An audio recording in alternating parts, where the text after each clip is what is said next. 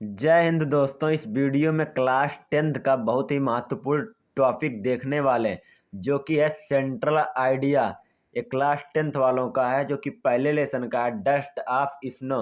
तो इस वीडियो में डस्ट ऑफ स्नो चैप्टर का सेंट्रल आइडिया बहुत ही अच्छे तरीके से देखने और समझने वाले हैं। ठीक, तो डस्ट ऑफ स्नो का जो सेंट्रल आइडिया लिखने के लिए सबसे पहले हमको क्या करना होगा, डस्ट ऑफ स्नो एक हेडिंग बनाना होगा बीच में।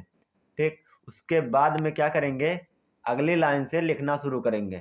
लिखेंगे the central idea of the poem dust of snow is composed bye popular poet Robert Frost. यानी हमने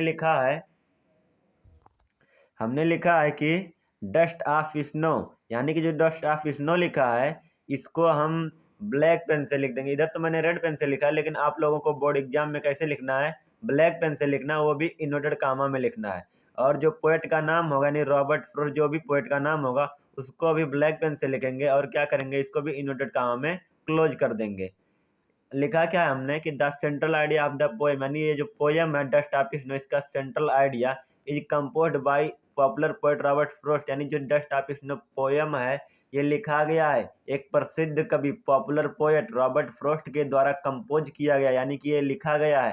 कहता है इसका सेंट्रल आइडिया कुछ इस प्रकार से, कैसे है, द पोएट वाज स्टैंडिंग, जो हमारा पोएट है, जो हमारा कवि, वो स्टैंडिंग यानी खड़ा है। कहाँ पर खड़ा है, अंडर द हेमलॉक ट्री, यानी कि धतूरे के वृक्ष के नीचे। हेमलॉक ट्री को क्या बोला जाता है, धतूरे का वृक्ष बोला जाता है, धतूरे का पेड़ बोला जाता है। कहता है सडनली, यानी अचानक, स्नो यानी snow falls on the poet, यानी अचानक जो स्नो होता है, जो बर्फ होता है, स्नो जो बर्फ के टुकड़े होते हैं, फॉल्स ऑन द पोएट, कवि के ऊपर क्या करते हैं, गिरते हैं। Due to some movement of एक क्रो, यानी एक कौवा जब कुछ गतिविधि करता है, कुछ मूवमेंट करता है पेड़ पर बैठ करके, तो बर्फ के कुछ टुकड़े जो होते हैं पोएट के सर पर, यानी पोएट के ऊपर गिरते हैं। Which changed his mood from sadness to happiness, जो कवि के मूड को, यानी उसके भाव को चेंज कर देते हैं, परिवर्तित कर देते हैं उसकी मनोदशा को। किससे किस में परिवर्तित कर देते हैं, सैडनेस टू हैप्पीनेस, यानी दुख से खुशी में परिवर्तित कर देते हैं। कह रहा है पूरा एक बार फिर से देख लेते हैं। The central idea of the poem dust of snow is composed bye popular poet Robert Frost, यानी ये जो पोएम है डस्ट ऑफ स्नो एक प्रसिद्ध पोएट, प्रसिद्ध कवि रॉबर्ट फ्रॉस्ट के द्वारा लिखा गया है, कंपोज किया गया है। द पोएट वाज स्टैंडिंग, यानी जो हमारा कवि है वो खड़ा होता है, अंडर द हेमलॉक ट्री, धतूरे के वृक्ष के नीचे। ठीक, स्टैंडिंग।